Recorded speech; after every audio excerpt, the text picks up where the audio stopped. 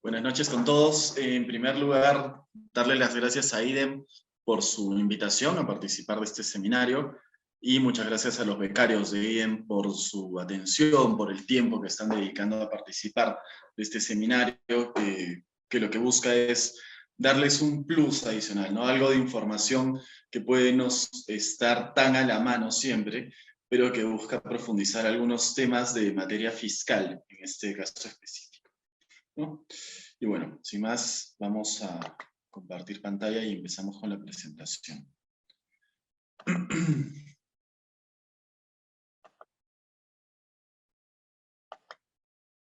Ya, perfecto. A ver, de lo que yo les voy a comentar el día de hoy es el límite a la deducción de intereses y las diferencias de cambio por gastos financieros. ¿Por qué es relevante este tema? ¿Qué sucede? Desde septiembre del 2018, con la reforma impulsada por el gobierno de Martín Vizcarra, la reforma tributaria, hubieron modificaciones en la deducción de gastos financieros, ¿ya? Vamos al caso concreto de los intereses, ¿ok? Entonces, se han dado una serie de modificaciones que han entrado en vigencia de septiembre del 2018 en adelante y que han establecido ciertos parámetros o restricciones para la deducción de los gastos por concepto de intereses. Y eso es un problema, ¿no? Ubicándonos un poco en el tiempo, ¿no? En el 2018, la reforma buscaba ajustar un poco las clavijas respecto a la posibilidad de recurrir a los gastos de financiamiento como un mecanismo de ilusión, ¿ok? Pero al día de hoy, 2022, y con las circunstancias que ha traído el COVID y el parón económico que ha sufrido nuestro país, muchas empresas han tenido que recurrir al financiamiento para seguir desarrollando sus actividades grabadas, ¿no? Y generadoras de renta. Entonces, ¿por qué les digo que es un problema el día de hoy? Porque muchas empresas sí encuentran esa limitante, ¿no? Es una disyuntiva y es una problemática que se presenta día a día en los agentes económicos. Y está en los siguientes términos, ¿no?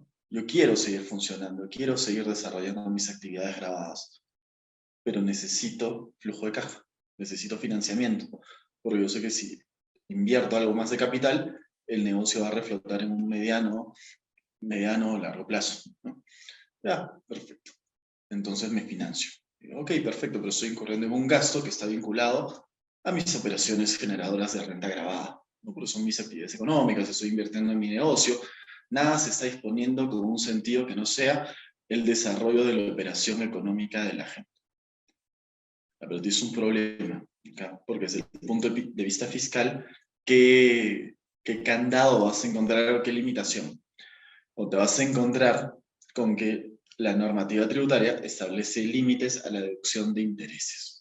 Entonces ahí tienes un problema. Es decir, ok, perfecto, entonces, si es que tengo estos límites, mis intereses no van a ser reducibles, no los voy a poder utilizar para pagar menos impuestos, ¿no? Para la determinación de mi renta neta grabada. No, acá siempre vas a tener que observar y tener muy mapeados estos límites, ya que de no ser así, vas a tener una contingencia tributaria de mayor o menor envergadura dependiendo del volumen de tus financiamientos, ¿no? De los financiamientos en los que haya incurrido la compañía. ¿Okay? Ese es uno de los temas que vamos a ver ahora, ¿no? ¿Qué son los límites a las deducciones de intereses? ¿Cómo funcionan? ¿Cómo se han desarrollado en los últimos años? Pero además vamos a ver un punto adicional, que también es una inquietud que ha surgido en el sector privado, donde dicen, a ver, perfecto, yo tengo estos límites a los gastos financieros. Pongámonos en el supuesto que mis gastos financieros no resultan deducibles, no los puedo aplicar para la determinación de mi renta neta de tercera categoría, mi renta neta imponible, la base sobre la cual voy a aplicar la tasa correspondiente y determinar mi obligación tributaria. Ya, ok. Y supongamos que estos financiamientos me han ocasionado una pérdida por diferencia de cambio, ¿no? Porque sabemos que ha habido una fluctuación importante en la moneda peruana sobre todo en el 2021, que además fue un año electoral que por lo general siempre acarrea este tipo de fluctuaciones o incertidumbre que repercute en la apreciación de nuestra moneda, ¿o no? Entonces, lo que ha sucedido es que las empresas dicen, ok, perfecto, tengo un financiamiento que me ha generado pérdidas por diferencia de cambio. ¿Debería poder tomarlo como gasto o no? Porque, a ver, lo que tenemos que tener en la mente es, estas pérdidas por diferencias de cambio están asociadas a financiamientos. Y me he dado cuenta que mis financiamientos superan los topes establecidos por la norma tributaria. O sea, que esos intereses no son deducibles. Pero aún así, este financiamiento me ha generado una pérdida por diferencia de cambio. ¿Qué hago? Y es lo que vamos a buscar resolver, o el punto al cual pretendemos dar respuesta con la presente exposición. ¿Okay? Entonces, este preámbulo lo hacemos para saber sobre el eje respecto al cual va a girar la conversación que vamos a tener esta noche. ¿Okay? Vamos adelante.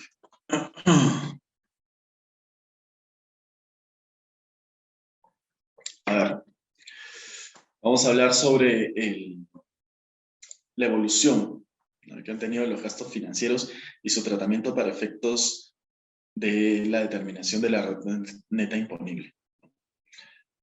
Como les dije, hubo modificaciones que entraron en vigencia, o mejor dicho, que se publicaron estas modificaciones a través del decreto legislativo 1424 el 13 de septiembre del 2018.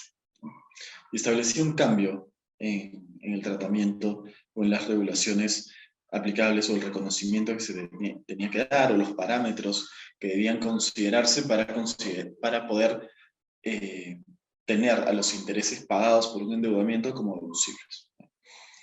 Que establecía en buena cuenta. Vamos a establecer en 2 puntos, ¿ya? Del 19 al 20 y luego del 21 en adelante.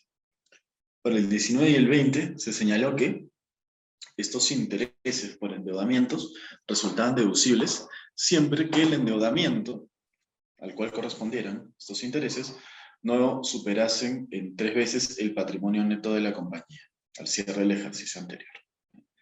Entonces, ¿qué te decía esto?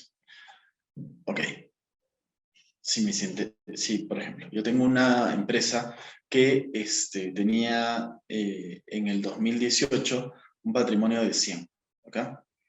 Patrimonio neto de 100. ¿Qué implicaba eso? Que durante el 2019 podía endeudarse hasta 300. Perfecto, todos los intereses correspondientes a esos 300, tanto no superan este ratio de 3:1 sobre el patrimonio neto, eran deducibles. ¿Ok? Pero ¿qué pasa si yo me endeudaba por 350? Los intereses correspondientes a esos 50 de exceso no resultan deducibles. Miren, ya, ok. Pero también hay algo más a considerar. Esta regla del 3:1 se estableció respecto a cualquier tipo de endeudamiento. ¿Ya? La regla que venía hasta el 2018 era, ok, si te endeudas con partes vinculadas, no puedes superar este ratio del 3:1. Ya. Esa regla se elimina. Esa limitación ya no está. Entonces, lo que tenemos es que se consideran los endeudamientos para la determinación de ese tope a las partes vinculadas y no vinculadas. Hay una modificación importante dentro del ANAR. ¿Okay? Pero este decreto legislativo 1424 no se quedó ahí. ¿Por qué? Porque estableció además que a partir del ejercicio 2021 se iba a aplicar o el tope de intereses a deducir se iba a calcular sobre el EBITDA. ¿Ya? Y tiene sus definiciones particulares, ¿no? Son parámetros bastante concretos. Esta regulación estuvo, fue discutida ampliamente, si es que se iba a modificar o no, si iba a suspender su aplicación. Es que al final no se hizo nada, no se modificó, no se suspendió su aplicación, y son las reglas que tienen que observar los contribuyentes para considerar los gastos por intereses que resultan deducibles a partir del ejercicio 2021, ¿no? Algo bastante relevante, considerando que las declaraciones ya se vienen a fines de marzo e inicios de abril de este año. Estamos a poco más de 2 meses. Entonces, ¿qué reglas se aplican a partir del 2021? Así dice, no son deducibles los intereses netos que superen el 30% del EBITDA del ejercicio anterior. Ya, Ok, perfecto. La pregunta inmediata sería, ¿qué se evita? Y la norma también nos establece su propia definición, ¿no? Entonces dice, a ver, si tú quieres determinar cuál es el EBITDA de tu empresa, lo que tienes que hacer es adicionar a la renta neta del ejercicio, luego de efectuar la compensación por pérdidas, intereses netos, depreciación y amortización, que hubiesen sido deducidos para determinar la renta neta, ¿no? Hay una modificación adicional que fue publicada justo el 30 de diciembre del año pasado, y que dice, si en tu ejercicio no obtienes renta neta, o habiéndolo obtenido el importe de las pérdidas de ejercicios anteriores fuese igual o mayor, el EBITDA, para estos efectos, para la determinación de este 30%, será igual a la suma de intereses netos, depreciación y amortización deducidos en dicho ejercicio, ¿no? Es que busca esto. Dice, ok, si es que te fue mal en el ejercicio anterior, ¿no? El ejercicio anterior al 21, sería el 2020. Si te fue mal en el 2020, es un caso generalizado, hay muchas empresas que han tenido pérdidas como consecuencia de la pandemia, el distanciamiento social, etcétera, y todas las medidas que ya conocemos ampliamente. Me dice, ok, puede ser de que tengas pérdida, ¿ok? No hayas obtenido una renta neta al final del ejercicio. O que tengas pérdidas de ejercicios anteriores que las vas compensando, ¿no? Y absorban totalmente esa renta neta. En estos casos, tu EBITDA va a ser igual a los intereses netos de depreciación y amortización deducidos en dicho ejercicio, ¿no? Sumas estos conceptos y el resultado va a ser el EBITDA. A eso le sacas el 30% y ese es el tope que no pueden superar tus intereses netos. Ahora, ¿qué son intereses netos? Ya, los intereses netos son la diferencia entre los gastos que yo tengo por intereses y los ingresos que yo tengo por intereses. Entonces, si una empresa se financia, pero a su vez esta empresa otorga préstamos a favor de terceros, el neteo de los intereses pagados contra los intereses percibidos, esos son sus intereses netos, ¿ya? Y esos intereses netos no pueden superar el 30% del EBITDA, ¿ok? Ahora, ¿qué pasa si es que yo tengo un exceso? Mis intereses netos superan el 30% del EBITDA, ¿qué hago? Ya, la norma también ha dispuesto que yo puedo arrastrar estos intereses por los 4 ejercicios inmediatos siguientes, ¿ok? Entonces los voy sumando a los intereses que voy arrastrando en los siguientes ejercicios y en tanto no se supere ese 30% del EBITDA, los voy a ir deduciendo, ¿ok? Tengo esa opción, ¿no? No es que automáticamente no fueran deducibles en el ejercicio 1, eso implica de que no voy a perder la posibilidad de utilizar este escudo fiscal en los ejercicios que vengan adelante, ¿no? Funciona así, pero sí es importante que las empresas que se encuentren en estas circunstancias tengan claramente identificada la forma en la cual van a, van a ir aplicando estos intereses, ¿ya? Porque no se trata simplemente de decir, ok, lo voy aplicando en los ejercicios siguientes, ¿no? Hay que tener claramente mapeado y hacer una proyección de cuál va a ser mi margen de endeudamiento y si efectivamente voy a poder aprovechar este escudo fiscal, ¿no? Si no, habría que ajustar algo para no perder estos intereses, ¿no? Porque es un gasto real, es un gasto causal, está vinculado a mi actividad grabada, ¿ok? No puede ser mal empleado, si queremos denominarlo de alguna forma, ¿ok? Esa es la recomendación ahí. Otro punto a considerar, ¿no? Y que también en algún momento se cuestionó, es si para la determinación de estos intereses netos debo considerar los intereses, por ejemplo, por programas estatales, ¿no? Como Reactiva Perú. Y la respuesta es sí. Acá es un financiamiento, tienes que considerarlo. Y respecto a los leasings, acá había muchas dudas, ¿no? Porque se decían, a ver, ¿cómo consideramos a los leasings? ¿Esos intereses los tomo o no para la determinación de mis intereses netos? Ya sale un informe de SUNAT que lo vamos a ver, de hecho, más adelante, donde se aclaró este punto, ¿no? Sí, efectivamente, los intereses de los leasings también los consideras para la determinación de tus intereses netos, ¿ok? Entonces también se adicionan y entran a formar parte de esta operación que vas a tener que realizar, de este cálculo, para establecer cuál es tu tope de deducción por concepto de intereses, ¿ya? El tope de deducción.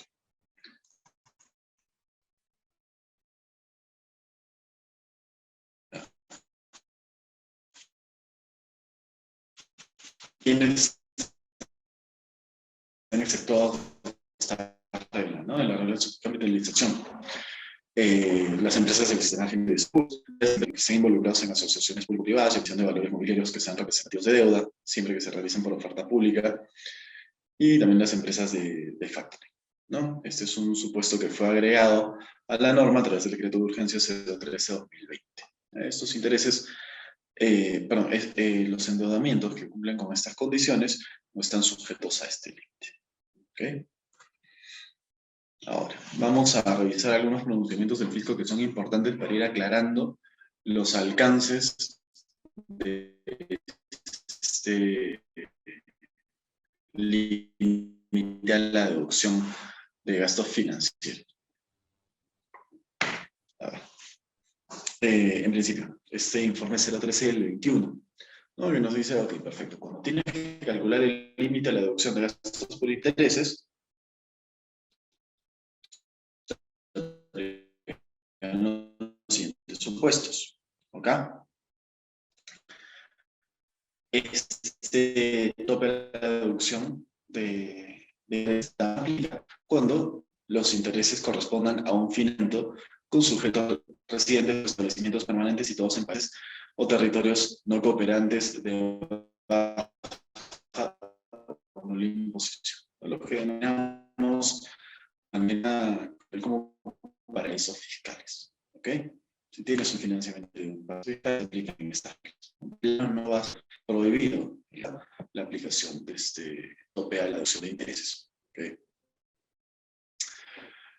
Justamente, la conclusión segunda de este informe, ¿no? Nos dice que aplicable a los intereses que forman parte de las cuotas que paga el arrendatario en los contratos de arrendamiento financiero, que son los contratos de arrendamiento financiero, los contratos de leasing, ¿no? Entonces, si tienes un leasing, ya sabes que tienes que considerar esos intereses para la determinación de los intereses netos y establecer el tope máximo de deducción que tienes en el ejercicio. Además, bueno, no se aplicará a las operaciones de factoring sin recursos. No es tema específico de la presentación de hoy, así que no nos vamos a tener mucho tiempo ahí.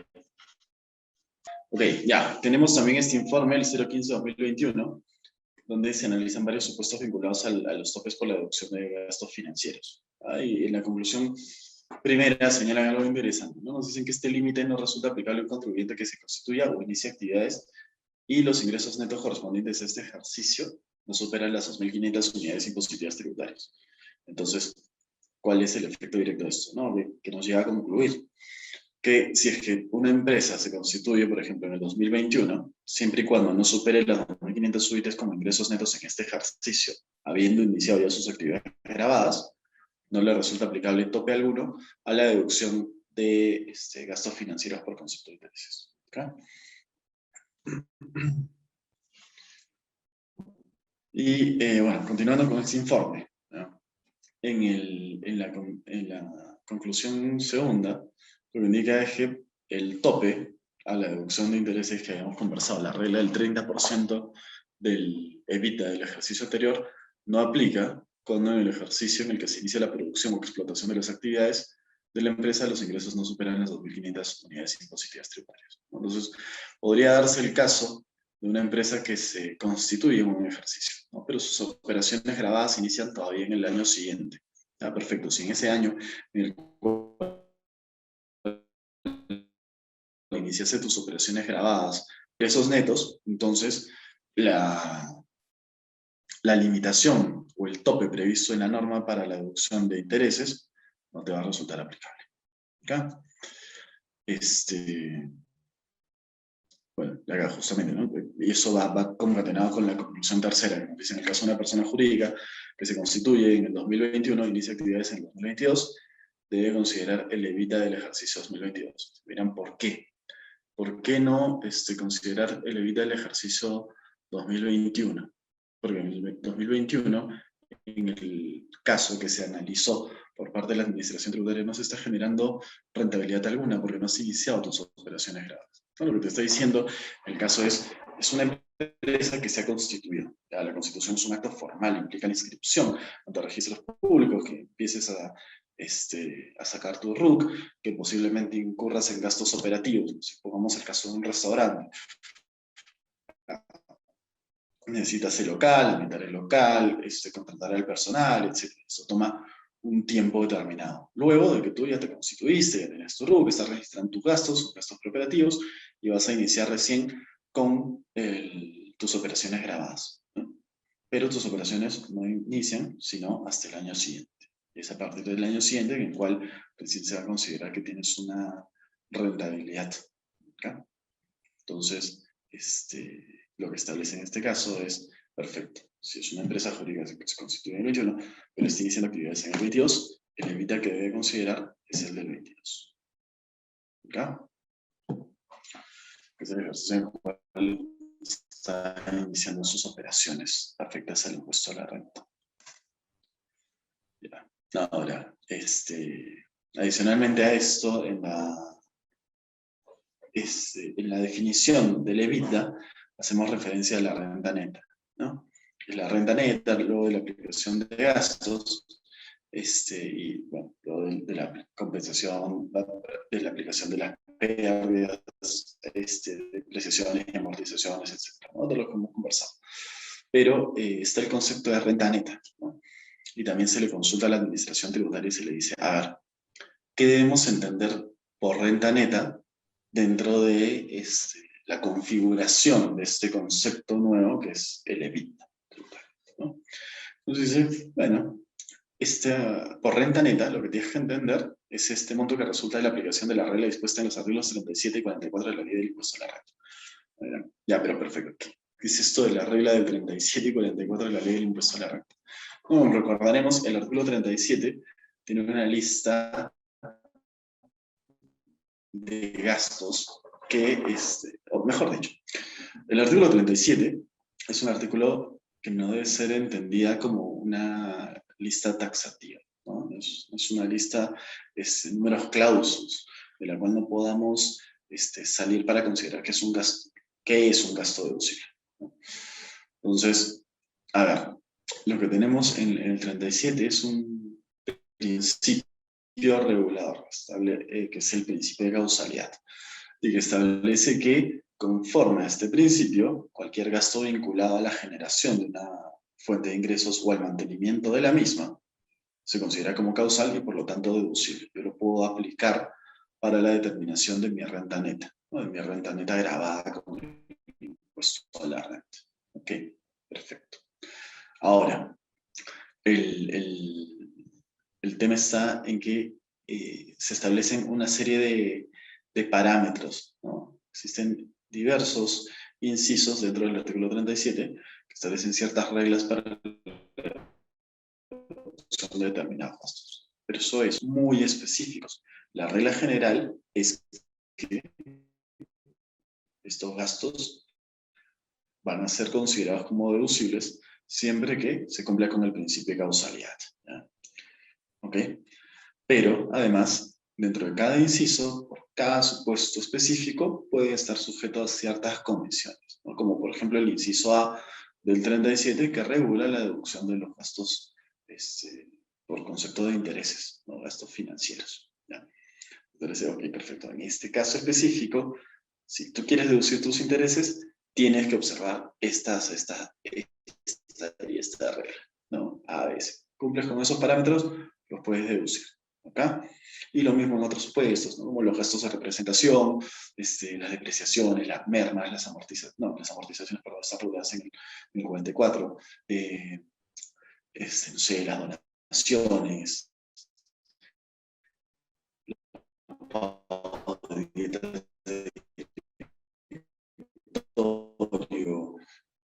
las remuneraciones y contraprestaciones que están recogidas dentro de este artículo 37, pero la regla es una sola. O sea, la regla base sobre la cual se estructura la deducción de los gastos para alcanzar el concepto de renta neta es el de causalidad, ¿no? Si tú tienes un gasto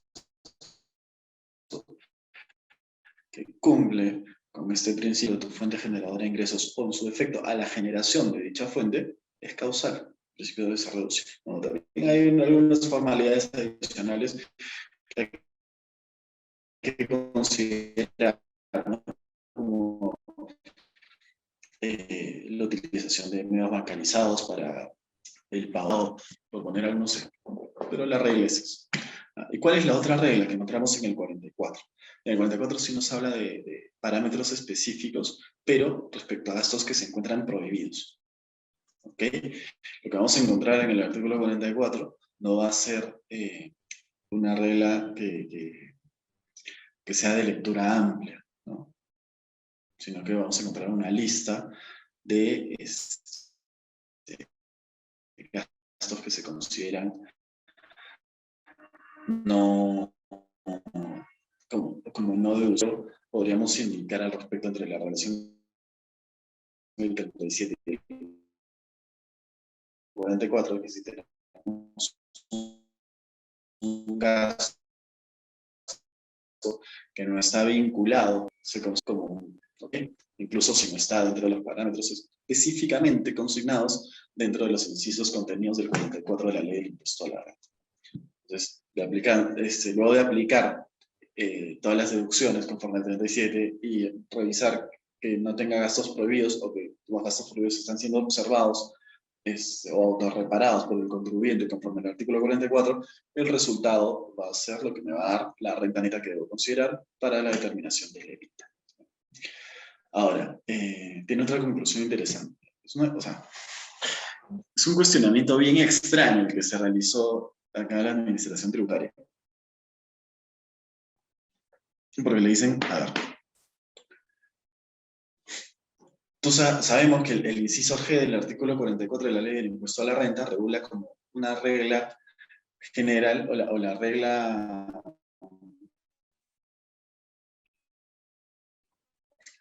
base de tratamiento a los intangibles. Lo que tú has pagado por un intangible no es deducible, salvo, es la excepción a la regla, que tú acredites que este intangible haya sido adquirido de un tercero, ¿acá? A cambio de una contraprestación, y que el intangible sea de duración limitada. ¿Okay? O sea, no lo puedes usar indeterminadamente en el tiempo, sino que la posibilidad de explotarlo económicamente tiene una duración ya preestablecida. O sea, por su naturaleza, por la ley, el TMG tiene una duración. Si cumples con estos parámetros, lo que tú vas a poder hacer con esa contraprestación que estás pagando es utilizar ese monto y tienes dos opciones. O la tomas como gasto en un solo ejercicio, o la vas amortizando progresivamente hasta por el plazo máximo de 10 años. ¿Ok? Entonces, o la tomo como gasto o la amortizo. Ahí se le preguntó a la administración tributaria, ¿qué pasa si es que yo amortizo en un solo año la totalidad del precio? La totalidad del precio pagado. Y acá es lo que dice tajante la administración tributaria. Dice, mira, si en aplicación del inciso G del 44 se opta por deducir como gasto la totalidad del monto pagado por un intangible de duración limitada en un solo ejercicio, no se considera monto alguno como amortización para el efecto del cálculo del EBITDA. Vale. Tienes dos opciones, o lo tomas como gasto un solo ejercicio, o lo amortizas, pues, o uno o el otro, no puedes ir por ambos, ¿ok? Entonces, si el cuestionamiento se plantea en el sentido de que tú estás deduciendo como gasto en un solo ejercicio, ¿ya de qué amortización estás hablando? No hay amortización que resulte procedente. Entonces, cuando vayas a determinar el EBITDA, no puedes considerar ni un solo monto o ni un solo saldo como amortizable.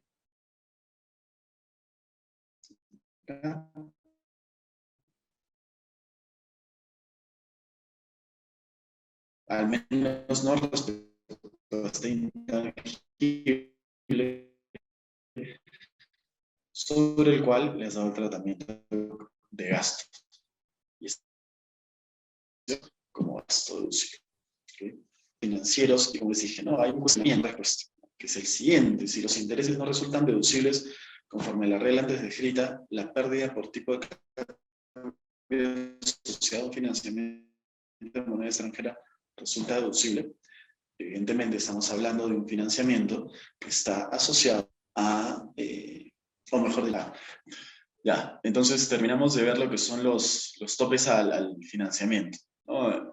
Y sobre la base de estos topes surge el cuestionamiento que habíamos mencionado al inicio de la presentación.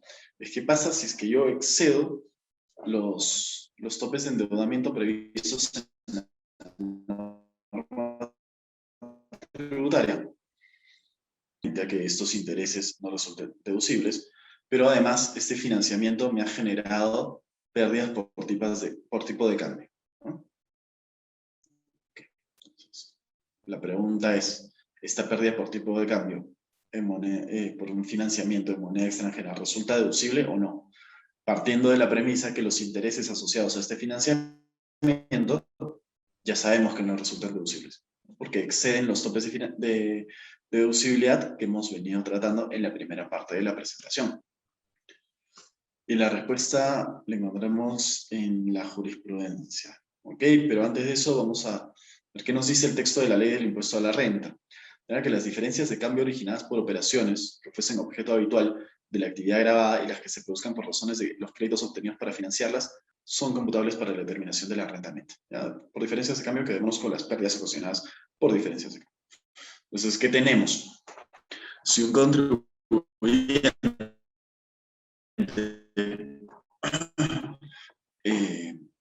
realiza un inversión en su fuente generadora de rentas, esta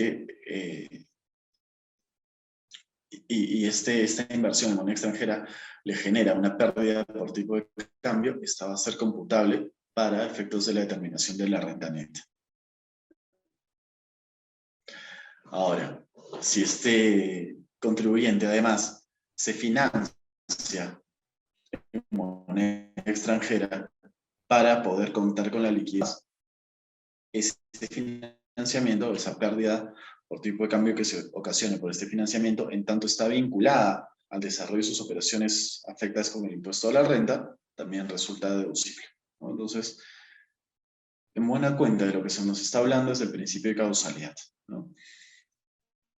Las diferencias de cambio y las pérdidas por tipo de cambio van a resultar computables siempre y cuando estén vinculadas al desarrollo de tus operaciones grabadas, o a mantener tu fuente, o a generar una nueva fuente productora de ingresos grabados. ¿Ok? Siempre que se cumpla con esos parámetros de causalidad, la diferencia, la pérdida, terminación de la renta neta imponible. ¿Ok? Y bueno, ahora tenemos la jurisprudencia, ¿no? Hay un criterio vinculante que está recogido en la resolución de observancia obligatoria 8678-2 del 2016. ¿No? Que en buena cuenta lo que nos dice es las diferencias de cambio son computables en la medida que sean generadas por operaciones o transacciones en moneda extranjera que se encuentren vinculadas o relacionadas con la obtención de potenciales rentas grabadas o con el mantenimiento de su fuente generadora o por los créditos obtenidos para financiar tales operaciones. ¿No? No vamos a quedar con esa parte que es lo que nos interesa, pero eso está vinculado a otros supuestos. Entonces, si vemos acá, es recoger dentro de este criterio de observancia obligatoria el principio de causalidad y adecuarlo al tratamiento aplicable a las diferencias de cambio. En buena cuenta, lo que nos está diciendo es, si tu gasto es causal, la diferencia de cambio resulta deducible, ¿no? La pérdida por diferencia de cambio va a ser deducible. ¿Okay? Tiene que estar vinculado al desarrollo de tus operaciones grabadas necesariamente. Incluso nos dice que pueden estar vinculadas con la obtención de potenciales rentas grabadas. Eso es importante, ¿ok? Porque muchas veces entendemos la causalidad de una forma un poco restringida. Decimos, ok, un gasto es causal en tanto que como consecuencia de haber incurrido en el mismo, yo obtengo una ganancia. Ya, pero ¿qué pasa si realizaste una inversión y saliste en pérdida? ¿No? El gasto no va a ser deducible. ¿Sí? No, porque es una inversión. O sea, tú no tienes cómo saber si el gasto va a resultar, o sea, si la inversión te va a generar un rédito al final o no. ¿Qué pasa si invertiste en un negocio que, bueno, no fue rentable? Si invertiste en un restaurante, el restaurante tenía una ubicación que no era la mejor y por lo tanto botaste pérdida, ¿no? Y dices, ok, ya, sí, le meto o sea, le doy un impulso adicional, o sea, a través de marketing, distintas medidas, para reflotar el negocio o simplemente lo dejo ahí y renuncio a la inversión. Las opciones que tienes, pero el hecho de que tú hayas invertido y que esta inversión tuviera la potencialidad de generarte ingresos grabados, ya hace que el gasto resulte causal, ¿ok? Lo que hay que tener en cuenta. No es que necesariamente yo tengo que tener una respuesta favorable como consecuencia de mi inversión, ¿ya? Ahora, entonces, se refiere a la causalidad, esa resolución del tribunal fiscal, ¿no? Nos dice, ok, si una pérdida por diferencia de cambio es causal, esta resulta deducible. Pero este pronunciamiento o esta resolución del tribunal fiscal es bien interesante, ¿ya? Porque dentro del desarrollo de la misma se señala lo siguiente. Acá analizan el artículo 61 de la ley del impuesto a la renta y dicen, a ver un ratito, la norma no te exige como condición que las operaciones de financiamiento generen un gasto que sea deducible en su integridad. Es bien interesante, ¿no? Dice, a ver, si tú te cuestionas si un financiamiento que no es deducible, pero que te genera una pérdida, o mejor dicho, si los intereses de un financiamiento no son deducibles en su totalidad, pero ese financiamiento en su conjunto te genera una pérdida de cambio, una pérdida por tipo de cambio, tu cuestionamiento ¿es deducible o no esa pérdida? Y el tribunal mismo te responde y dice, mira, la norma no te ha puesto esa condición, no te dice que las operaciones de financiamiento generen un gasto que sea deducible en su integridad.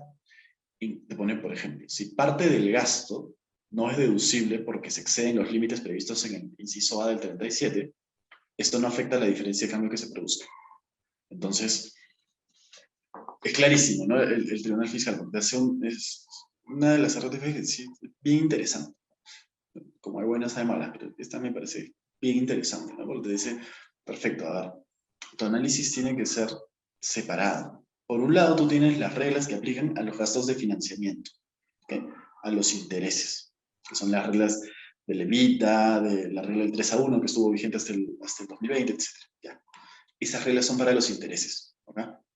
Si este financiamiento tiene intereses que no son deducibles por la aplicación de esa regla, ya, esa restricción a la deducción se aplica solo respecto a los intereses. Pero tú no puedes aplicar o pretender aplicar esta, esta limitación a la deducción de esos intereses, porque la norma no te ha establecido dicha restricción. Entonces, si tú quieres hablar de las pérdidas por tipo de cambio, lo único que tienes que analizar es si esta operación está vinculada o no al mantenimiento de tu fuente generadora de ingresos, ¿no? O a la creación de una nueva fuente. Si, más allá de que los intereses asociados a ese financiamiento puedan no serlo, eso no es relevante, ¿ok? Porque tu análisis para determinar si mi pérdida por tipo de cambio es deducible o no, está sujeta a otras reglas y condiciones. Y la condición principal es que sea causal, ¿ok? Si es causal y tú puedes acreditar la causalidad de este financiamiento, en el cual y que te ha generado una pérdida por tipo de cambio. Entonces, y va un poco más allá, el Tribunal Fiscal dice que en tanto se demuestre que el capital solicitado se utilizó para financiar la realización de operaciones que tienen por objeto la obtención de rentas grabadas o el mantenimiento de su fuente, generan diferencias de cambio a efecto de determinar la renta neta. Nuevamente, te estoy diciendo, mira, ok, perfecto, puede que los intereses no sean deducibles, es irrelevante. ¿Okay? Tú lo que tienes que analizar es, ¿para qué te financiaste? Y para, no sé, ampliar deudas con mis acreedores. Ah, perfecto, está vinculado a tu negocio mismo, está vinculado al cumplimiento de tus operaciones grabadas, ¿no? Si como consecuencia de ese financiamiento se genera una pérdida por tipo de cambio, ya, es un supuesto distinto. ¿Ok? Siempre que sea causal, va a ser deducible la pérdida por tipo de cambio. ¿Okay?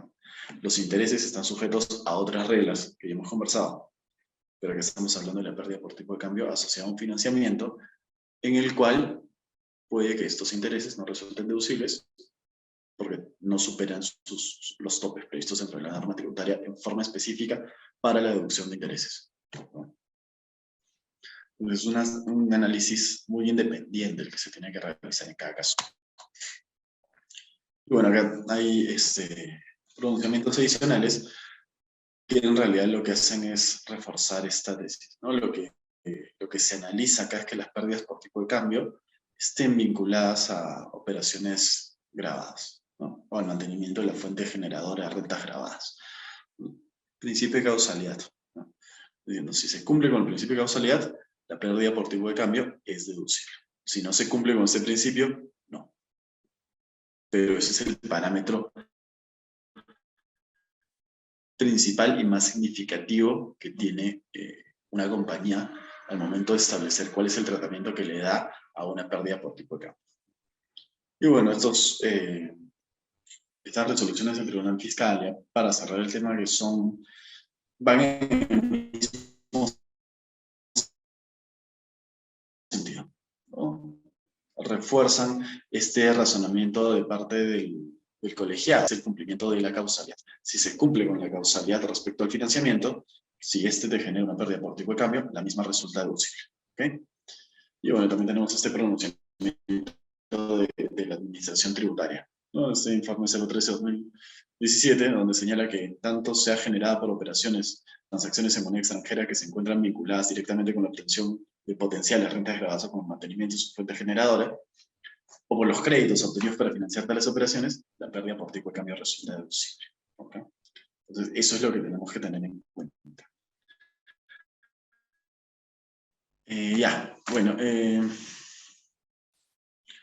Entonces, habiendo concluido con mi presentación, quedo a su disposición para cualquier consulta que tengan ahí en realizar, para lo cual les estoy dejando mi correo en pantalla, ¿no? Y finalmente, agradecerle nuevamente a Aiden por la invitación y por poder acompañarnos nuevamente. Muchas gracias. Que tengan buena noche.